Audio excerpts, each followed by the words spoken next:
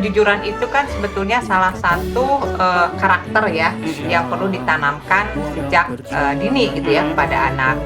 Tidak hanya kejujuran ya, pasti kan tanggung jawab, kerja keras gitu ya. Kemudian juga disiplinan. Jujur itu adalah bagian dari pemenuhan hak anak untuk dapat tumbuh kembang dengan baik. Dan siapa yang harus memberikan? Yang harus memberikan adalah orang tua, kemudian guru, masyarakat. Hulu hilir semuanya harus paralel. Untuk menjadi generasi unggul dan cerdas. Majulah, majulah, Ikatan Dokter PAUD Indonesia. Bersatulah Ikatan Dokter PAUD Indonesia. Indonesia jaya selamanya. Di sebuah taman yang penuh keceriaan, tinggal anak kancil yang baik hati dan jujur bernama Dito. Suatu hari, Dito menemukan kantong yang berisi permen. Dito ingin segera menyimpan kantong permen itu di rumahnya.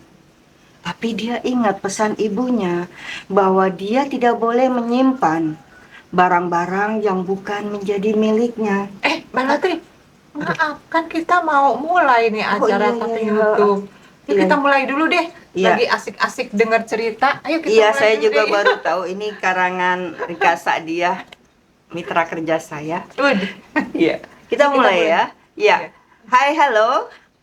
Saya Latri Mumpuni dan mitra kerja saya adalah Mbak Rika Sa'diah. Kita dari Ikatan Dokter PAUD Indonesia, IKAT PAUDI. Yang hari ini kita akan membahas tentang jujur. Jujur itu hebat. Ya. Mbak Rika, karena ini buku juga baru saya ketemu hari ini, bisa diceritakan tentang buku ini? Kenapa Rika? Kenapa kancil yang biasa nakal identik dengan nakal, culas, suka mencuri, ketimun dan mencuri yang lain, kok tiba-tiba di sini diceritakan tentang kancil yang baik hati dan jujur? Maksudnya gimana jujur itu? Iya, oke Mbak Latri, terima kasih ya. Saya sendiri ini hampir lupa nih buku yang udah 2 tahun yang lalu, dan diminta juga saya ikut andil lah ya tentang cerita kejujuran gitu. Jadi betul tadi kata Mbak Latri, ya selama ini kan kita tahu kalau yang namanya kancil itu identik dengan ya binatang yang suka mencuri mentimun ya teman-teman ya. Nah, sekarang ini kita sebetulnya harus mencari figur-figur yang memang positif, yang bagus, yang bisa dijadikan contoh gitu. Jadi saya mencoba ya kancil itu tidak identik dengan ya binatang yang suka mencuri. Nah, si kancil ini ya saya kasih nama dengan nama Dito gitu. Jadi perlu juga sekarang teman-teman guru, orang tua juga jangan selalu mengidentikan figur kancil itu adalah binatang yang suka mencuri gitu. Jadi seperti itu sih sederhananya dulu. Iya, jadi kancil yang dulu masa lalu itu adalah kancil yang salah asuhan. Barangkali saat itu kancil belum memperoleh pendidikan karakter, budi pekerti yang luhur tentang bagaimana berbuat jujur. Kita masuk ke berbuat jujur. Kalau kita tarik ke atas, itu jujur itu adalah merupakan bagian dari hak anak, pemenuhan hak anak untuk tumbuh kembang.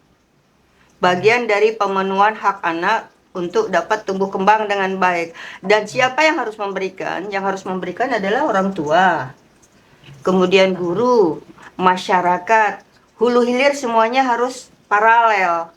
Kalau di rumah diajarkan bahwa mengambil benda tadi seperti kancil, menyimpan kantong permen itu tidak boleh di rumah, berarti di sekolah pun juga sama, harus diajarkan tidak boleh menyimpan barang-barang yang bukan haknya.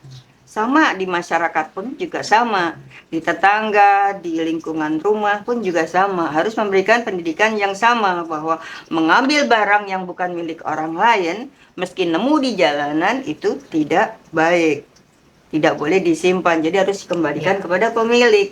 Seperti cerita yang Mbak sampaikan melalui buku tersebut. Jadi harus linear. Ini adalah merupakan pemenuhan hak-hak anak dalam bidang tumbuh kembang.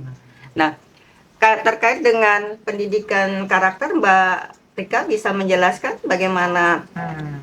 mengajarkan kejujuran ini baik di rumah, di sekolah, di dalam masyarakat agar paralel, agar sama persis. Jadi tidak di rumah diajarkan tidak boleh mengambil menyimpan barang milik orang lain, tapi di mungkin neneknya, kakeknya ataupun di dalam masyarakat nggak apa-apa kalau nemu boleh diambil. Ya. Nah, jadi supaya anak nggak bingung gitu gimana? Ya, oke, baik Mbak Latri, menarik ya tadi yang dijelaskan Mbak Latri. Jadi memang kejujuran itu kan sebetulnya salah satu karakter ya yang perlu ditanamkan sejak dini gitu ya kepada anak. Tidak hanya kejujuran ya, pasti kan tanggung jawab, kerja keras gitu ya. Kemudian juga disiplinan. Tapi tema hari ini kan tadi diawali dengan kancil tadi ya, yang si Kancil yang namanya jujur ya. kancil yang jujur dan namanya kancil itu kebetulan Dito gitu ya.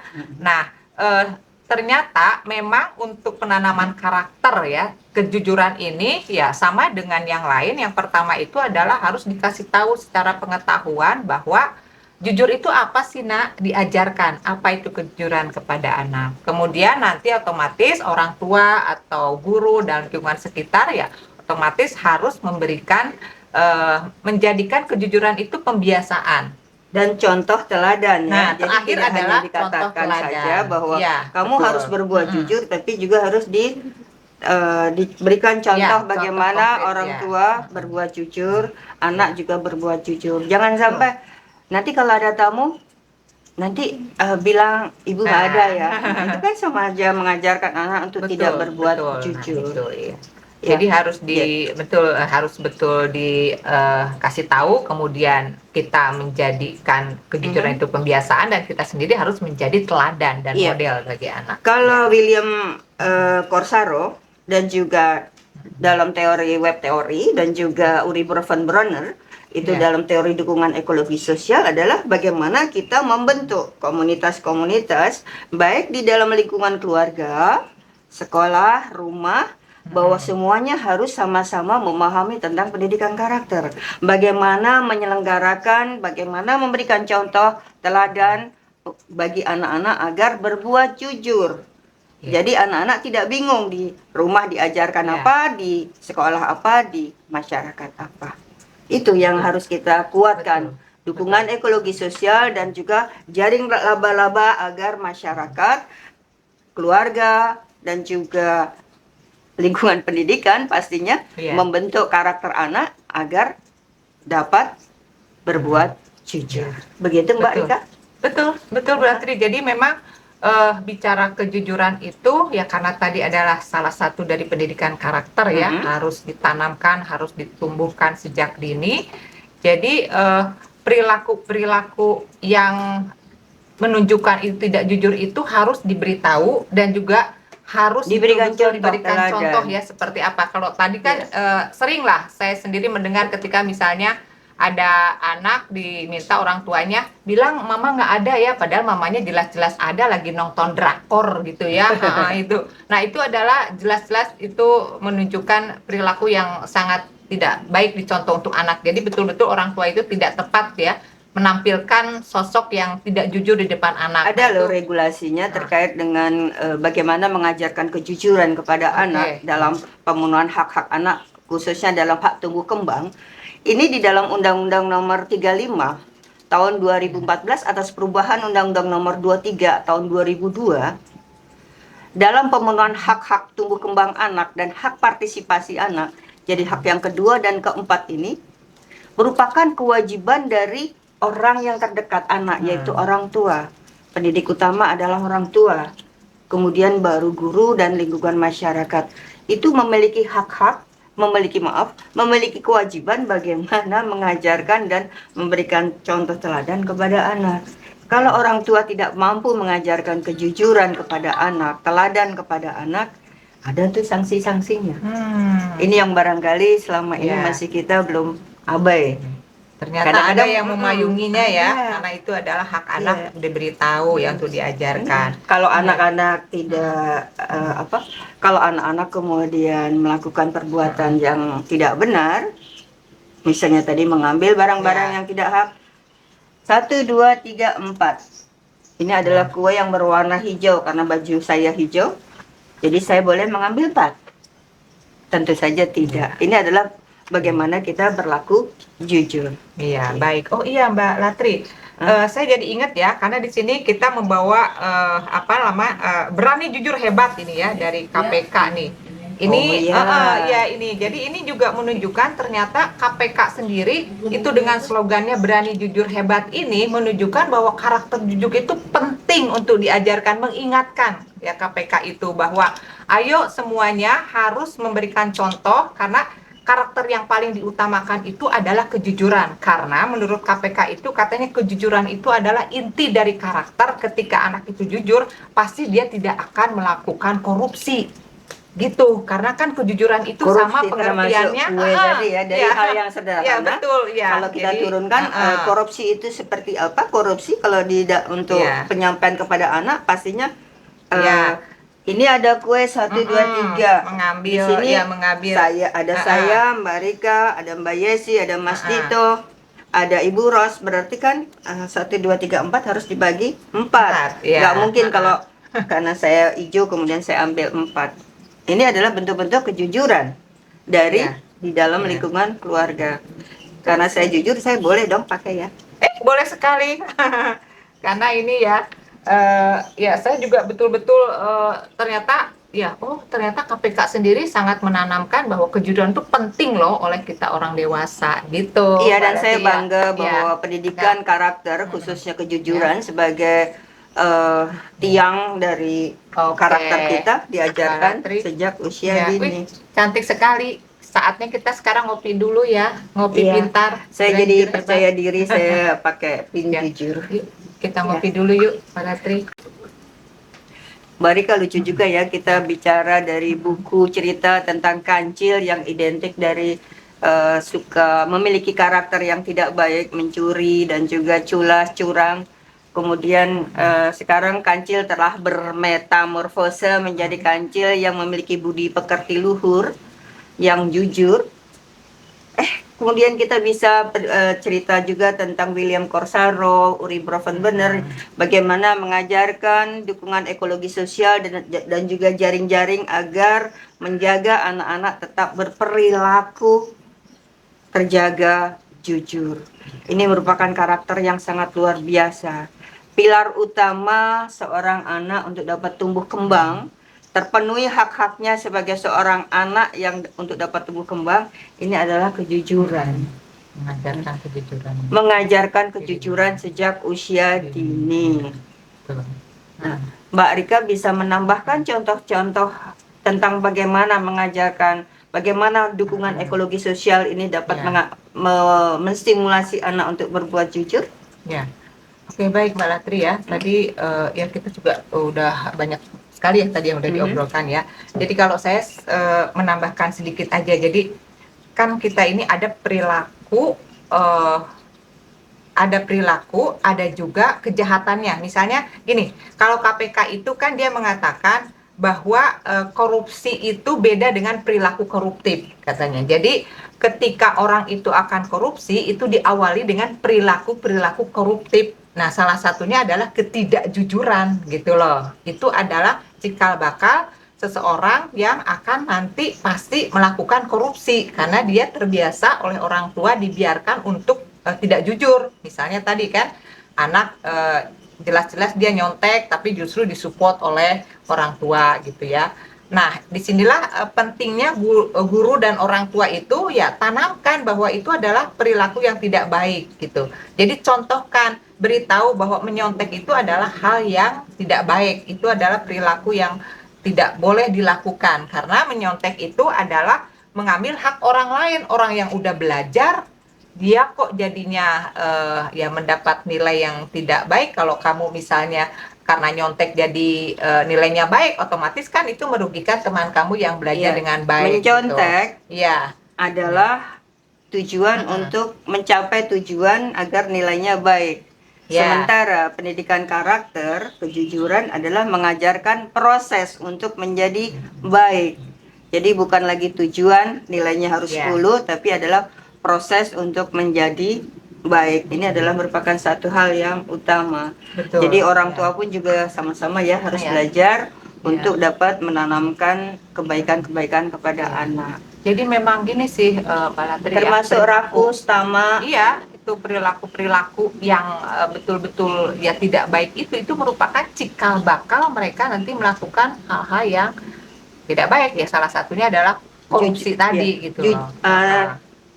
Kalau kita turunkan kepada anak-anak, korupsi itu apa? Contohnya kalau kita makan, kalau dibiasakan di rumah makan itu secukupnya, jadi anak-anak mengambil sendiri, bukan orang tua mengambil makanan untuk Ya, anak, tidak mengambil berlebihan, sesuai dengan kebutuhannya, kemudian piringnya habis. Piringnya habis, salah. Makanannya habis. Nah, itu adalah merupakan salah satu bentuk bagaimana mengajarkan kepada anak untuk bertanggung jawab atas makanan yang diambil dan kemudian dihabiskan. Ya. Sehingga mencukupi untuk dirinya sendiri, anak jujur pada dirinya sendiri. Sehingga pada saat anak-anak dibawa ke kondangan, kondangan juga sama. Yang diundang adalah ayah ibu. Kemudian membawa anak-anak. Ini orang tua juga mengajarkan ketidakjujuran kepada anak. Membawa anak-anak, yang diundang adalah ayah ibu. Membawa anak-anak artinya adalah beban kos bagi yang mengundang. Dan kemudian sering kita temui bersama mengambil makanan di luar porsi yang sewajarnya. Akhirnya bersisa dan diletakkan di mana-mana. Ini adalah merupakan salah satu benih-benih perilaku korupsi. Betul. Karena mengkorupsi makanan-makanan yang terlalu banyak. Walaupun tidak dimakan, tapi justru itu merupakan bibit-bibit scarcity syndrome. Bahwa pada saat melihat makanan berlebihan, bukan mengambil secukupnya, tapi mengambil sebanyak-banyaknya. Itu adalah satu perilaku yang nantinya setelah dewasa, ataupun nanti terbawa sampai dewasa, menjadi tamak, menjadi rakus, kemudian mengambil banyak yang bukan menjadi haknya. Ini adalah perilaku korupsi. Saya mungkin ini baru keingetan terkait dengan lampu merah, misalnya menyerobot lampu merah, itu kan juga sebetulnya yang bisa dicontohkan kepada anak bahwa kita tidak boleh menyerobot lampu merah, gitu ya, mengajarkan bahwa ya kalau lampu hijau baru boleh kita jalan, kalau lampu merah ya berarti kita stop, gitu ya, karena kita akan merugikan orang lain dan akan membahayakan orang lain. Nah, itu adalah salah satu contoh juga mengajarkan kejujuran kepada anak. Ketika misalnya pengalaman dulu anak saya masih kecil ya, tanpa sengaja saya mendengar gitu, bilang ibunya nggak ada padahal dia lagi nonton drakor gitu ya, bilang mama lagi nggak ada gitu ya, padahal lagi lihat, atau ada tapi tetap lagi tidur katanya, padahal dia sebetulnya lagi nonton drakor. Nah, itu juga adalah contoh-contoh perilaku yang tidak jujur ya, yang perlu kita ya tidak bolehlah dicontohkan kepada anak. Sehingga nanti anak kalau udah melihat seperti itu kan pasti akan masuk ke dalam memorinya, sehingga ya perilaku memori jangka itu, panjang ya, yang betul, akan makanya akan mendarah daging pada diri anak. Anak karakter ya. Gitu. Dan jadi juga memang ini itu loh Mbak Latri, memang kita ini betul-betul harus jadi panutan, modeling bagi anak, role model. Nah, itu dan itu kita mau nggak mau ya guru dan orang tua itu harus bersinergi. Ketika misalnya di sekolah itu lagi ditanamkan tentang ya tadi karakter kejujuran, ya otomatis harus dikomunikasikan, dilanjutkan di rumah. Jadi ada ngobrol antara guru dan orang tua gitu untuk bisa melanjutkan penanaman karakter yang sedang dilakukan di sekolah, misalnya itu ya tadi kejujuran tadi. Jadi harus ada ya tadi yang teori apa itu dukungan sosial itu ya, dukungan ekologi sosial dan jejaring web teori itu dari Corsaro ya, termasuk William Corsaro. Ya. Ini buku-buku tentang bagaimana mengajarkan satu hal kebaikan, pendidikan karakter bagi anak, khususnya kejujuran. Ini ternyata di sini ada banyak sekali selain buku yang dibuat oleh Mbak Rika ya. Tadi saya lihat ada satu yang sangat menarik, gambar kucing, karena saya suka kucing.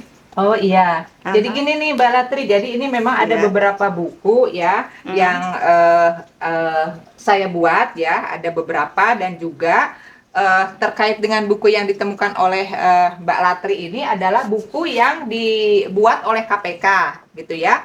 Jadi di sini juga adalah contoh-contoh bagaimana kejujuran itu perlu ditanamkan kepada anak. Nah, ini teman-teman Ikat Paudi, buku-buku dari KPK ini bisa diakses di website KPK ya, dan kita boleh mengambil, mendownloadnya, dan memintanya pun ke KPK itu bisa sekali, diperbolehkan gitu ya. Tapi kalau buku-buku karya saya ini bisa nanti menghubungi saya kalau yang berminat ya. Ini memang buku-buku yang khusus mengajarkan anak-anak untuk berperilaku jujur. Gitu, Ya, bagus ya. sekali. Ya. Ya, saya sangat suka dan ini secara spesifik buku-buku ini mengajarkan karakter Ya. karakter benih baik bagi anak-anak untuk dapat berbuat jujur. Jadi secara langsung ini loh contohnya bagaimana mengaplikasikan berbuat jujur dalam kehidupan sehari-hari. Satu yang bagus, apresiasi buat KPK telah menyelenggarakan buku-buku yang dapat secara mudah digunakan oleh para orang tua dan juga anak-anak dan juga guru bagaimana mengajarkan tentang kejujuran. Ya. Dan ada satu buku yang sangat menarik tadi selain buku ini. Oh, saya salah kalau semuanya sangat menarik, tapi bagi saya tadi beberapa yang saya buka di sini, pertama buku gambarnya besar dan kalimatnya sedikit. Ini yang sebetulnya lebih tepat untuk anak usia dini. Jadi seperti ini. Jadi barangkali nanti dapat dipertimbangkan kembali. Kita dapat menulis, teman-teman di Ikat Paudi dapat menulis bersama untuk KPK. Begitu yang baik ya? Ya, bisa kita memberikan sumbang saran gitu ya kepada KPK langsung, itu bisa sekali gitu. Mudah-mudahan nanti kan bisa ada kolaborasi ya mungkin ya ke depannya ya, antara Ikat Paudi dengan KPK dalam menyiapkan, menyelenggarakan atau ya apa ya, yang membantu lah untuk ya, amin ya. Kembali ke laptop tadi, bagaimana kita memberikan contoh pendidikan karakter jujur kepada anak. Bisakah Mbak Rika memberikan contoh-contoh teladan apa yang harus dilakukan orang tua, apa yang harus dilakukan guru, apa yang dilakukan oleh keluarga, apa yang akan dilakukan oleh masyarakat kepada anak-anak, khususnya anak usia dini, agar dapat berperilaku jujur. Karena selama ini kadang-kadang kita melihat kan di sekolah, anak-anak memperoleh tugas prakarya. Beberapa orang tua datang ke saya menanyakan tentang ada koran, ada ini, mau buat apa, buat clipping. Kenapa harus orang tua yang harus mencari-cari bahan-bahan untuk prakarya? Dan kenapa harus orang tua yang membuatkan? Cukup orang tua juga membuat, anak juga membuat. Jadi memberikan contoh itu lebih baik mungkin ya. Mbak Rika bisa memberikan contoh yang lain selain prakarya. Ya, itu ya. Jadi ternyata bukan hasil karya anak gitu ya, justru malah orang tuanya. Itu kan sebetulnya ya melatih ketidakjujuran itu orang tua seperti itu ya, berarti ya otomatis. Kalau contoh yang lain ya sebetulnya simpel ya, untuk anak usia dini itu ya tidak nyontek mungkin ya, kemudian juga jujur mengembalikan ketika diminta tolong untuk membeli telur misalnya ya, uang kembaliannya jujur dikembalikan kepada orang tua. Jadi ketika anak jujur mengembalikan uang kembalian itu perlu loh diapresiasi oleh orang tua loh, Bu Latri ya. Bagaimana cara orang tua mengapresiasi dan juga itu tadi, kalau anak membuat sesuatu, melakukan sesuatu, apresiasi dari orang tua itu satu hal yang utama, proses yang utama. Saya jadi ingat diskusi Ikat Paudi ngobrol pintar beberapa waktu yang lalu dengan Mbak Diah. Itu menyampaikan bahwa yang utama di sini adalah proses anak-anak menciptakan sesuatu, berkarya, dan juga berbuat jujur sesuai dengan kemampuan dirinya sendiri. Itu satu hal yang sangat keren terkait dengan bagaimana diskusi kita tentang kejujuran ini. Ya. Jadi betul ya, jadi apresiasi itu penting, tapi proses juga sangat penting gitu. Jadi kalau menurut saya sih dua-duanya penting ya. Jadi kalau misalnya tadi pengalaman Bu Latri bahwa justru kan yang namanya apresiasi itu justru kadang-kadang menimbulkan hal yang membuat anak-anak itu mengabaikan proses yang udah dilakukan, karena yang penting kan aku mendapatkan apresiasi gitu ya Bu Latri. Iya, yang penting tujuannya, nilainya. Orang kan tua juga kadang-kadang begitu. Ketika misalnya nih anak melakukan kesalahan tanpa sengaja, dia menumpahkan air dalam gelas gitu ya Bu Latri ya. Nah, ternyata ketika orang tua itu melihat, itu langsung tidak perlu marah kepada si anak, tapi ajak anak itu komunikasi, ini siapa yang menumpahkan, gitu kan. Sehingga anak itu ketika ditanya dengan cara yang halus, yang tepat, ya otomatis anak itu pasti akan melakukan hal yang positif, yaitu dengan jujur berkata bahwa, ya aku tadi menumpahkan air ini Bu, gitu ya Bunda. Jadi nah dari situlah kita langsung mengapresiasi, oh kamu hebat, tapi sekarang kita cari solusinya nih, gimana ini air udah tumpah, yuk kita sama-sama lap. Jadi kita juga carikan solusinya ya. Jadi ketika memberikan anak apresiasi, sekaligus memberikan juga solusi solusi ya, membantu atau mengarahkan membantu anak mereka. untuk menyelesaikan Ya, atas apa yang udah kesalahannya. kesalahannya. Jadi Di sini tidak di belakang kita ini ada lukisan yang sangat bagus. Ini katakan tadi Dito ya. Dito sedang bermain perahu perahu ya. perahu layar yang dibuatnya dari kulit jeruk Bali dan di dalam Kayaknya ember, ada dan ininya ibunya deh. mengapresiasi bahwa ini adalah bentuk dari apresiasi ibunya kepada anak. Bisa ya dikaitkan dengan ini ya, bisa aja berarti ya. Oke. Jadi apresiasi kepada anak pada saat anak melakukan sesuatu yang bernilai jujur, itu merupakan satu hal yang utama dan harus disegerakan, jangan ditunggu nanti. Atau kadang-kadang orang tua berpikir bahwa kalau kita berikan apresiasi nanti dia sombong, nanti dia songong, biarin aja. Tidak. Kita harus tetap memberikan apresiasi kepada anak. Sekecil apapun nilainya, kita berikan apresiasi. Kita melihat hal yang lebih positif pada diri anak, bukan lagi kepada kesalahannya, tapi adalah proses bagaimana dia belajar dari kesalahannya dan mau minta maaf atas kesalahannya. Minta maaf juga merupakan bagian dari kejujuran. Ya, bisa Artinya dilakukan mengakui ya. bahwa dia melakukan satu hal yang keliru. Jadi sebetulnya kan ketika anak itu juga ya salah satu untuk menanamkan karakter kejujuran anak itu juga ya bisa dengan menepati janji gitu. Karena kalau misalnya kita tidak menepati janji kepada anak, ya otomatis kita juga mengajarkan ketidakjujuran gitu ya berarti ya.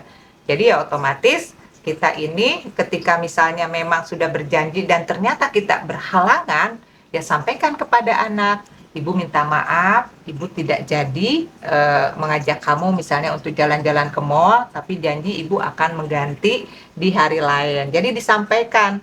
Ketika kita berjanji ternyata tidak ditepati, ya kita berikan alasannya dan otomatis kita juga harus mengganti. Jadi tidak perlu diabaikan, biarin aja lah gitu ya. Karena anak juga nggak nanya. Nah itu hal-hal seperti itu kan. Kalau Dan bisa orang tidak tua dilakukan. juga satu hal yang wajar kalau meminta maaf kepada anak. Jadi anak-anak juga belajar. Oh, ibuku, orang tuaku bisa minta maaf padaku. Jadi satu hal yang wajar kalau kita segera minta maaf dan tidak mengulangi kesalahan. Iya, Mbak Rika, simpulan diskusi kita hari ini kalau boleh dari Mbak Rika apa?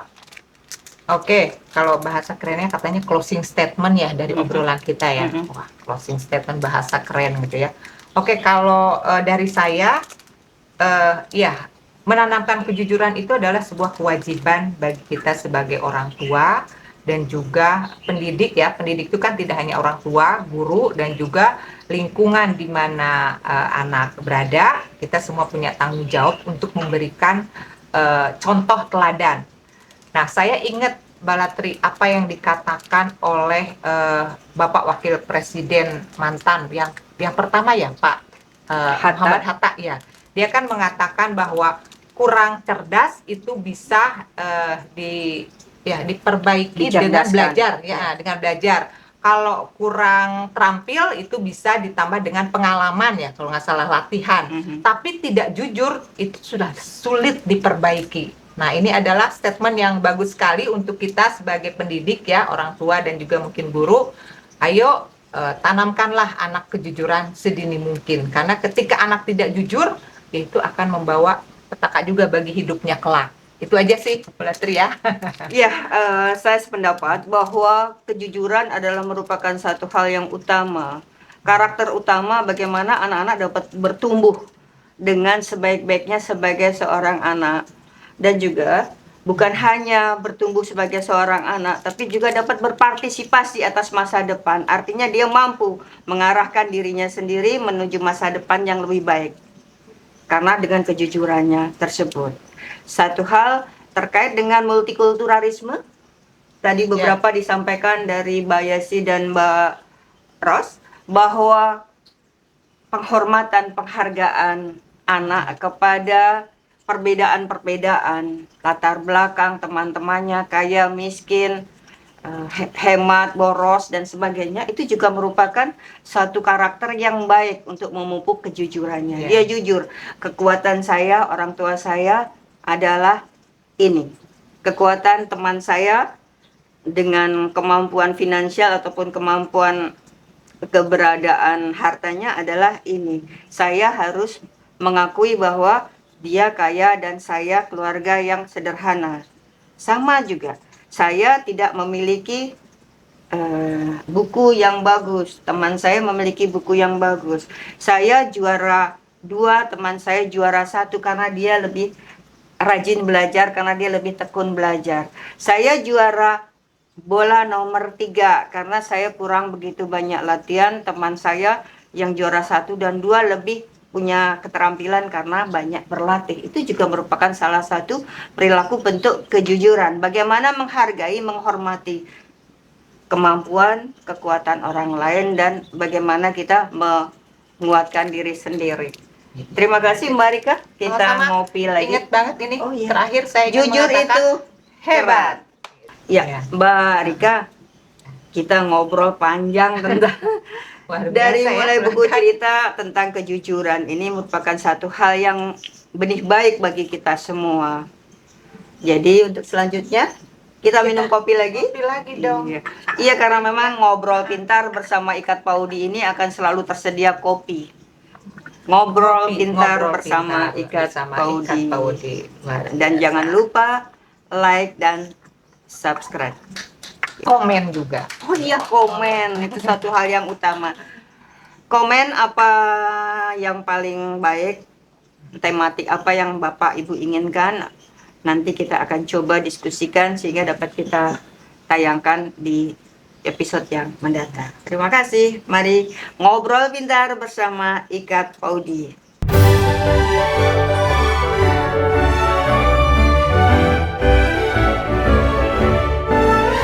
Ikatan Dokter PAUD Indonesia, wadah perjuangan para dokter PAUD Indonesia, mengabdi berbakti untuk wujudkan generasi emas bangsa.